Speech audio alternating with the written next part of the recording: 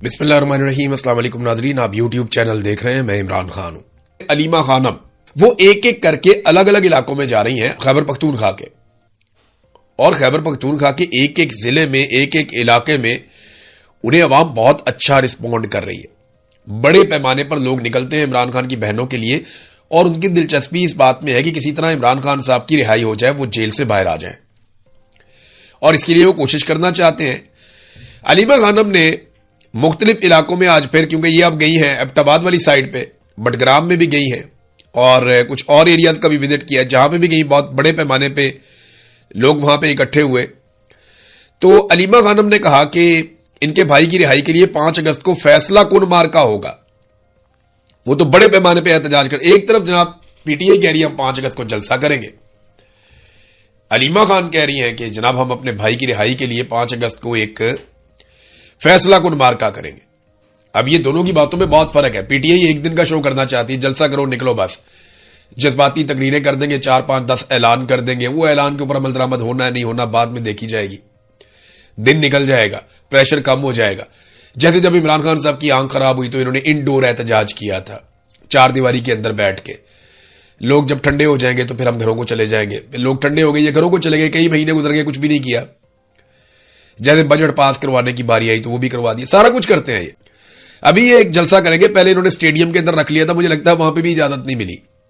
اول تو میں اس کے خلاف تھا کہ یار آپ عمران خان پورے ملک کا لیڈر ہے، آپ اسٹیڈیم کے اندر اس کو واپس دھکیل رہے ہیں۔ تو میرے خیال میں اسٹیڈیم کی بھی ان کو اجازت نہیں ملی، اور انہیں کہا گیا جناب باہر۔ محسن نقوی صاحب ہے نا، اسٹیڈیمز کے مالک ہیں، ویسے ہی آپ کو پتا ہے کرکٹ ان کے پاس ہے، تو شاید ان کو اسٹیڈیم کی اجازت نہیں ملی، موٹر وے کے پاس کہتے ہیں کھلا میدان ہے، وہاں پہ اب ہم کریں گے جلسہ۔ ٹھیک ہے جی، کریں جلسہ، اور جلسہ کرنے کے بعد بتائیں آپ کرنا کیا چاہتے ہیں، کیونکہ عوام اب بہت غصے میں ہے۔ لوگوں کو ایسا لگتا ہے کہ پاکستان تحریک انصاف کو اقتدار کے لیے ایک ٹولے نے استعمال کر لیا عمران خان صاحب کی مقبولیت کو، اور اس کو جیل میں چھوڑ دیا بیچارے کو، اکیلے کو۔ علیمہ خانم کہتی ہے جی ہم ایک فائنل مارکا کرنے جا رہے ہیں 5 اگست کو۔ اب جیسے جیسے دن قریب آئیں گے نا، اور چیزیں کلیئر ہوتی چلی جائیں گی۔ ناظرین، قافلے آگے کی طرف بڑھ رہے ہیں آزاد کشمیر میں۔ میرپور کے بہت سارے علاقوں سے لوگ بہت بڑی تعداد میں نکلے ہیں، ان میں نوجوانوں کی تعداد زیادہ ہے۔ یہ موٹر سائیکلوں پہ، گاڑیوں پہ، بسوں پہ، ویگنوں پہ، جس کو جو سواری مل رہی ہے وہ سواری لے کر نکل رہا ہے۔ آزاد کشمیر کے جھنڈے ان نوجوانوں نے اٹھائے ہوئے ہیں، اور یہ اب راولہ کوٹ کی طرف بڑھ رہے ہیں۔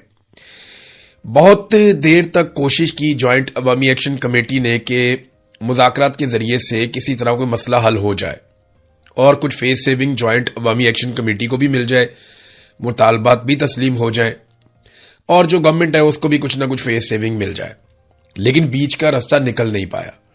فضل الرحمان صاحب نے بار بار درخواست کی، ان کی درخواست کے اوپر انہوں نے اپنا لانگ مارچ کئی مرتبہ ملتوی کیا، لیکن اب یہ مکمل طور پہ دیوار کے ساتھ لگ گئے تھے۔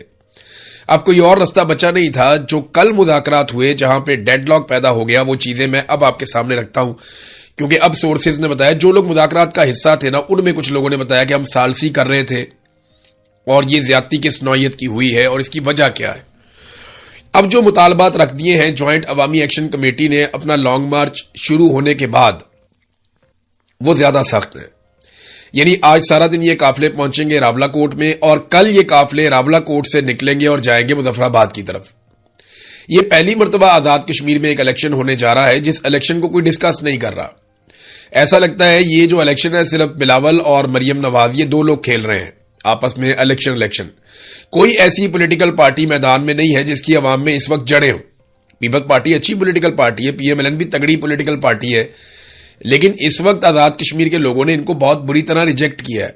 انہیں اپنے جلسے کرنے کے لیے بھی بندے پنجاب سے لے کر آنے پڑتے تھے یا دوسرے صوبوں سے لے کر آنے پڑتے تھے۔ بڑی مشکلوں سے انہوں نے اپنی کمپین کھڑی کر کے دکھائی ہے، اور یہ کچھ بھی نہیں کر پائے۔ کوئی ماحول بنا ہی نہیں الیکشن کا آزاد کشمیر میں۔ مجھے نہیں لگتا کہ لوگ نکل کر بڑے پیمانے پہ ووٹ دیں گے۔ ہاں، یہ الیکشن کا رزلٹ آ سکتا ہے، جتنے ووٹ نکالنے تو اتنے نکل ہی آئیں گے۔ نواز شریف کا حلقہ آپ کے سامنے ہے جو کیا گیا یاسمین راشد کے خلاف، اور بہت سارے حلقے ایسے ہی ہیں۔ 17 سیٹوں والوں کو حکومت بنا کر دے دی پاکستان نے، تو یہ کچھ بھی کر سکتے ہیں۔ آزاد کشمیر میں الیکشن چوری کرنا تو کوئی بڑی بات نہیں ہے۔ اب جو مطالبات ہیں ان میں پہلا مطالبہ یہ ہے کہ آئی جی لیاقت سمیت تمام رینٹ افسران کو بے دخل کیا جائے آزاد کشمیر سے۔ نمبر 2، ممتاز راٹھور استعفیٰ دے، نمبر 3، تمام مقدمات اور نوٹیفیکیشنز کی منسوخی کی جائے. جعلی مقدمات جتنے بھی ہوئے ہیں، جو نوٹیفیکیشن جاری کیے گئے ہیں کالعدم قرار دینے کا، یا یہ جو 4 شیڈول میں نام ڈال دیے گئے، یہ ساری چیزیں ختم کی جائیں. نمبر 4، شہداء کا جو ناحق خون ہے اس کا حساب دیا جائے، مقدمات درج کیے جائیں، اور جتنے بھی لوگ قید ہیں سیاسی نقطہ نظر سے جن کا اختلاف تھا انہیں قید کر دیا گیا، جیلوں میں ڈال دیا گیا. ہمارے اپنے ایک ساتھی احمد فرحات صاحب اس وقت قید میں ہیں اور بڑی تکلیف میں ہیں، وہ بیمار بھی تھے، ان پہ بہت دباؤ ڈالا گیا کہ تم ایک ویڈیو بناؤ اور گھر جاؤ. انہوں نے انکار کر دیا، ویڈیو میں نہیں بناتا. بہت دباؤ ڈالا ایجنسیوں نے ان پہ، لیکن انہوں نے ویڈیو نہیں بنائی. تو وہ کہہ رہے جی کہ جو جتنے قیدی ہیں ان کو بھی رہا کیا جائے. اور پھر آخری یہ ہے کہ جتنے پرانے مطالبات تھے وہ سارے مطالبات منظور ہوں گے تو ہم مذاکرات کی ٹیبل پہ اب بیٹھیں گے. وہ مطالبات کیا ہیں یہ ہم سب جانتے ہیں. ان کے 38 مطالبات تھے، جن میں مین اور بڑا مطالبہ یہ تھا کہ آپ نوٹیفیکیشن کے ذریعے سے یہ جو نشستیں ہیں جموں کشمیر والی ان کو ختم کر دیں، یا ان کا کردار ختم کر دیں حکومت بنانے اور گرانے میں. اب یہ بڑا جائز مطالبہ ہے کہ آزاد کشمیر کی حکومت بنتی ہے، باہر سے آ جاتے ہیں بندے اور وہ آگے حکومت بناتے ہیں اور گراتے ہیں. اگر ایسے ہی پنجاب میں حکومت بن رہی ہو اور سندھ سے یا خیبر پختونخوا سے لوگ آ کر حکومت بنائیں اور گرائیں تو کیسا لگے گا؟ لیکن کشمیر کا ایک مسئلہ بڑا حساس بھی ہے، کیونکہ اقوام متحدہ کی قراردادوں کے مطابق یہاں پہ استصواب رائے ہونا ہے. لیکن جو مقبوضہ کشمیر کے لوگ مہاجرین آئے ہوئے ہیں وہ آزاد کشمیر کی حکومت کیسے بنا اور گرا سکتے ہیں؟ اگر انہوں نے حکومت بنانی اور گرانی ہے تو مقبوضہ کشمیر کی حکومت بنانے اور گرانے میں ان کا رول ہونا چاہیے نا. اپنے اپنے علاقے میں ہر بندے کا ووٹ ہوتا ہے. مسئلہ یہاں پہ بھی نہیں ہے. اگر وہ الیکشن بھی فری اینڈ فیئر ہو اور کشمیری ہی ووٹ ڈالیں تو فرق پڑتا ہے. اور ان کے ذریعے سے حکومتیں بناتی ہے، حکومتیں گراتی ہے، ان کو وزارتیں دیتی ہے، اہم ترین وزارتیں ان کو دی جاتی ہیں. تو یہ ایک پرابلم ہے جس کا کوئی حل نکل نہیں رہا تھا. بہرحال لوگوں کے مناظر نظر آ رہے ہیں، الگ الگ سڑکوں پہ بڑی تعداد میں لوگ آگے کی طرف بڑھ رہے ہیں. یہ راولہ کوٹ جا رہے ہیں اور راولہ کوٹ جا کر یہ اپنے مطالبات کے حق میں پھر مظفر آباد کی طرف جائیں گے. ناظرین ایک اور خبر ہے میرے پاس. یہ خبر آپ دیکھیں، ہم 11 ارب کے جہاز کو رو رہے تھے کہ جناب 11 ارب روپے کا جہاز لے لیا پنجاب نے. یہ پنجاب سے گندم جو غائب ہو گئی ہے نا، اس کی قیمت لگ بھگ 400 ارب روپے ہے. 400 ارب روپے کی گندم پنجاب سے غائب ہو گئی. ہم رو رہے تھے کس کو؟ 11 ارب کے جہاز کو. آوے کا آوے ہی بگڑا ہوا ہے. یہ گندم کیسے مینج ہوئی، کہاں گئی، کدھر غائب ہوگی، کسی کو کچھ پتہ ہی نہیں ہے. یہ لگ بھگ 45 لاکھ ٹن گندم تھی، کہاں گئی؟ کوئی جواب نہیں مل رہا. رپورٹیں چھپ رہی ہیں، جواب نہیں مل رہا. سرکاری ملاقاتوں کے اندر ان چیزوں کا انکشاف ہو رہا ہے لیکن جواب نہیں مل رہا، اور گندم کے بحران کے اندر شدت آتی چلی جا رہی ہے. یہ جو انکشافات ہوئے ہیں کہ جناب یہ گندم غائب ہو گئی، یہ گندم غائب کیسے ہوئی، کس نے غائب کی، کچھ پتہ نہیں چل رہا. بلکہ وفاقی حکومت اور صوبوں کو رواں سال گندم کی خریداری پالیسی پر مؤثر عمل درآمد میں مشکلات کا سامنا ہے. اور یہ انکشاف ہو گیا کہ پنجاب میں گندم کی ایک بڑی مقدار کا ریکارڈ دستیاب ہی نہیں ہے. 45 لاکھ ٹن گندم غائب. اس کو منوں میں کنورٹ کریں نا، اور پھر اس کو 3500 سے ضرب دیں جو سرکاری قیمت ہے گندم کی. یہ 400 ارب روپے کی گندم بنتی ہے.